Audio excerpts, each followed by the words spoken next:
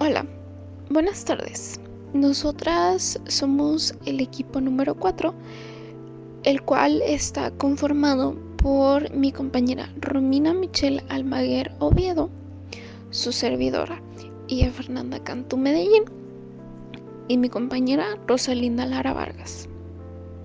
El día de hoy vamos a ver raíces y conexiones, etimología del sistema nervioso y músculo esquelético. Antes de empezar ya de lleno con respecto a la clase, me gustaría entrar con respecto a cuáles son los objetivos que queremos que se obtengan con respecto a esta clase que vamos a ver más adelante, ¿no? Y el primer objetivo que queremos que se llegue a tener es que los estudiantes puedan identificar el significado de los prefijos y sufijos de términos biomédicos, todo esto a través de el análisis de las raíces griegas y latinas, ¿no? Y en segundo lugar, queremos que también los estudiantes puedan aplicar los conocimientos etimológicos, todo esto mediante la descomposición y el análisis de términos médicos complejos. Todo esto siendo evaluados con estudios de casos. Y por último, como tercer punto o como tercer objetivo, nos gustaría que los alumnos puedan relacionar la etimología con el significado clínico de términos biomédicos a través de actividades prácticas de traducción y construcción de términos. Continuando con el contenido que vamos a ver en esta clase, hoy vamos a hablar con respecto a dos sistemas, ¿no? El sistema nervioso y el sistema musculoesquelético. En el sistema nervioso vamos a tener una pequeña introducción con respecto al sistema nervioso, en qué consiste y pues todo lo referente a esto, ¿no? Y también vamos a tener un pequeño como vistazo con respecto a la anatomía y fisiología del sistema nervioso. Y de ahí nos pasamos a las raíces etimológicas que tenemos con respecto al sistema nervioso. Y para terminar con este sistema, vamos a ver distintos términos que podemos llegar a encontrar con respecto al sistema nervioso. Y de ahí nos pasamos con el sistema musculoesquelético, que en el sistema musculoesquelético prácticamente vendría siendo lo mismo que vamos a ver con el sistema nervioso. Vamos a ver una pequeña introducción con respecto al sistema musculoesquelético y de ahí nos vamos a pasar a ver un vistazo con respecto a la anatomía y fisiología del sistema musculoesquelético. Y de ahí vamos a ver las raíces etimológicas que podemos encontrar en el sistema musculoesquelético. Y ya para terminar ahora sí con todo el tema y para terminar con toda nuestra presentación, vamos a ver pequeños términos que podemos llegar a encontrar con respecto al sistema musculoesquelético. El sistema nervioso. El sistema nervioso es parte esencial de nuestro cuerpo para poder regular las funciones corporales y poder coordinar nuestra respuesta ante nuestro entorno. Muchos de los términos que usamos para poder describirlo provienen tanto del griego como del latín, lo que nos ayuda a poder comprender mejor su significado. Un claro ejemplo de todo esto es la palabra cerebro. Esta proviene del latín cerebrum y nervio tiene su origen en el griego neuron. En esta clase analizaremos cómo la etimología de los términos relacionados con el sistema nervioso nos pueden llegar a facilitar su comprensión y nos permiten relacionarlos de manera más clara su función con estructura. Anatomía y fisiología del sistema nervioso. El sistema nervioso está conformado por el cerebro, que es el que controla nuestros pensamientos, emociones y funciones vitales del cuerpo.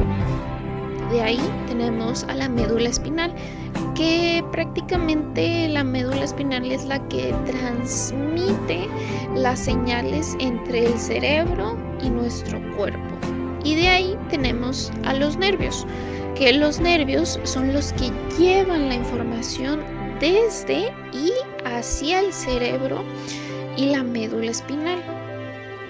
Ahora, las funciones principales del sistema nervioso son 1. El recibir información del entorno y del cuerpo, todas esas sensaciones que percibimos. 2. Procesa la información y toma decisiones. Técnicamente es el pensamiento y la respuesta que tenemos a eso. 3. Envía órdenes a los músculos y órganos. Técnicamente es el movimiento y las funciones internas.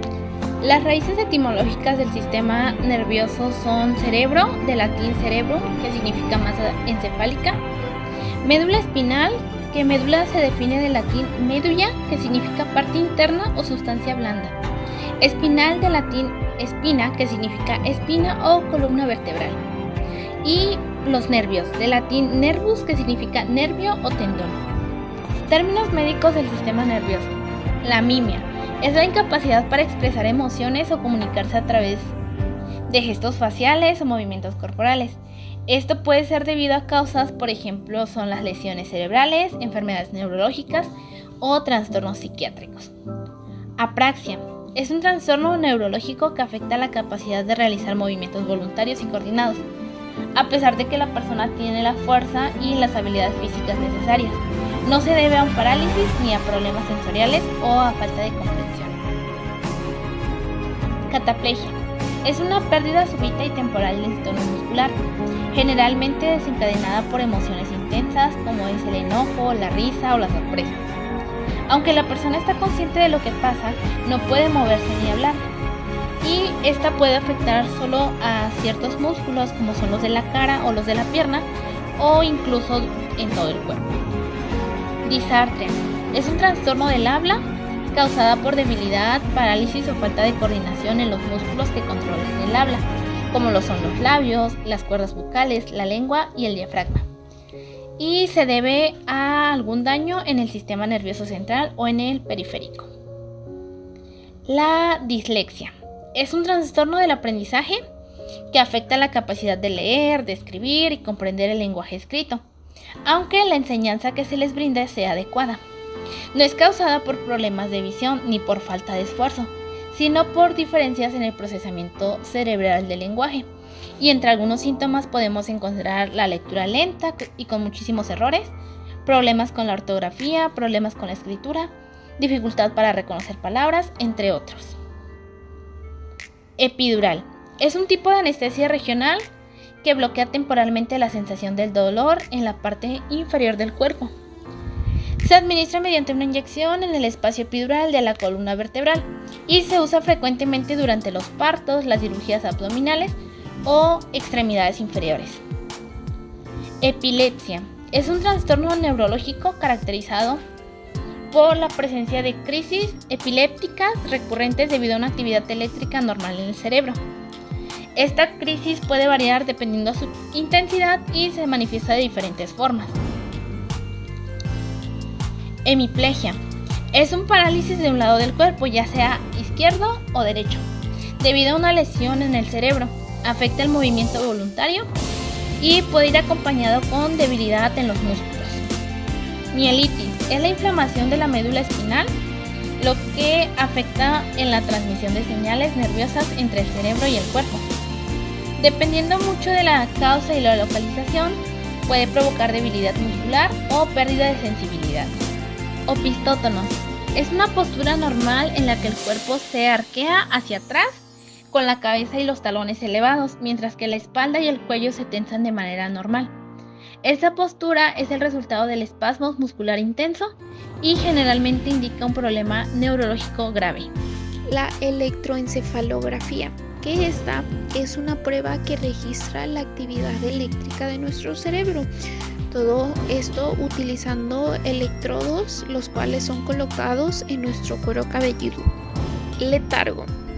El letargo es un estado de somnolencia extrema, inactividad o falta de energía que puede referirse a una condición fisiológica en la cual una persona o inclusive un animal experimenta una reducción de la actividad metabólica.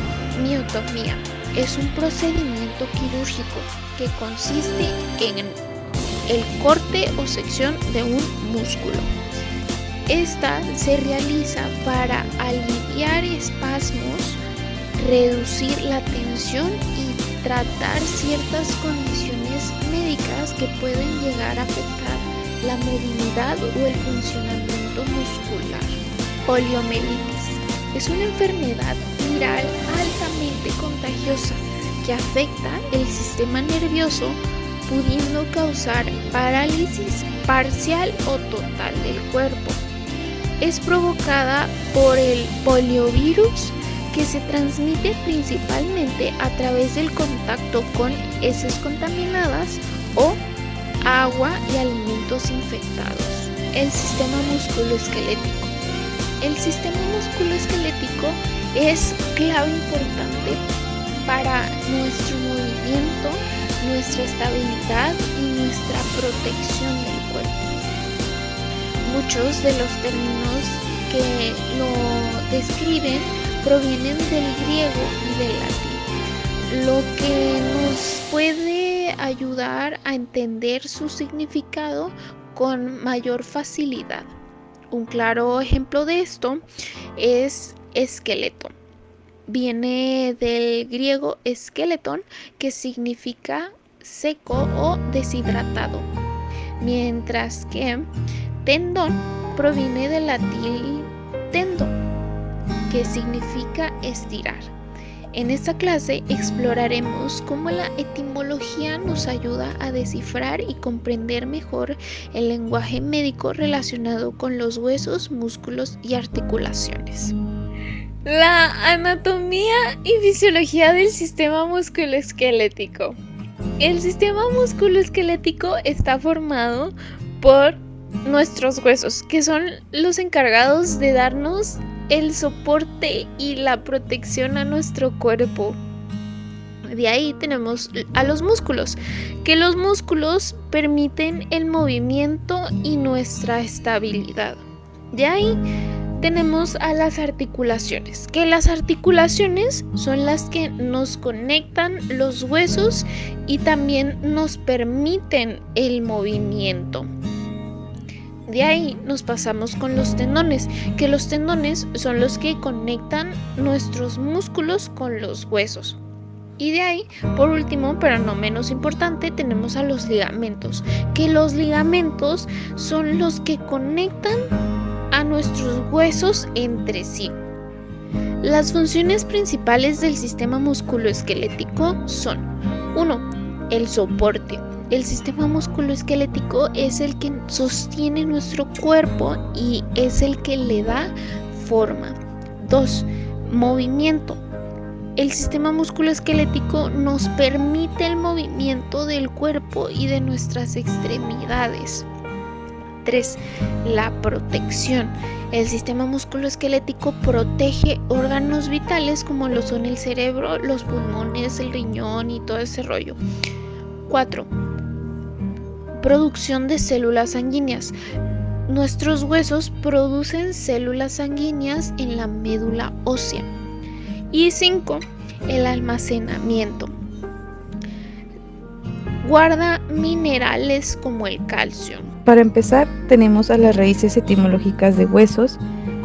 Tenemos a la raíz mielo, que significa médula, la raíz osteo, que significa hueso, y la raíz os, que significa hueso también.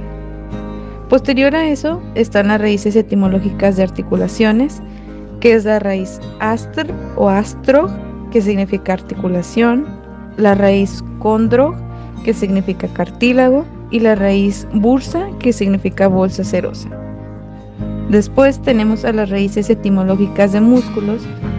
Para empezar tenemos a la raíz mio, que significa músculo, a la raíz lio o leio, que significa liso, la raíz rhabdo o rabdo, que significa bastón, cilindro o estriado. Y para terminar tenemos a la raíz tendo o teno, que significa tendón.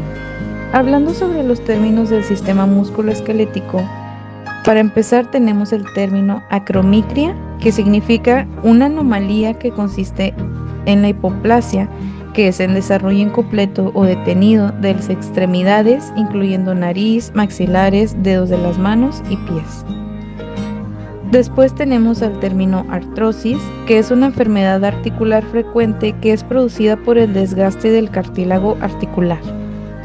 Después tenemos a la palabra artrocéntesis, que es un procedimiento en el cual por medio de una aguja se extrae líquido sinovial de las articulaciones con fin de diagnóstico o tratamiento. Costocondritis, que se refiere a la inflamación del cartílago que conecta una costilla al esternón, y este dolor puede ser confundido con un infarto. Condromalacia, que es la lesión, degeneración o reblandecimiento en el cartílago ubicado debajo de la rótula de la rodilla. Después tenemos el término mialgia, que es utilizado para describir la sensación de dolor o malestar en los músculos. El dolor puede ser en un músculo específico o en músculos generales del cuerpo. Miorrafia, que es el procedimiento quirúrgico en el que se realiza una sutura en los músculos desgarrados, la fascia y tendones. Osteotomo, que es un instrumento quirúrgico diseñado específicamente para cortar o preparar hueso. Tenodesis,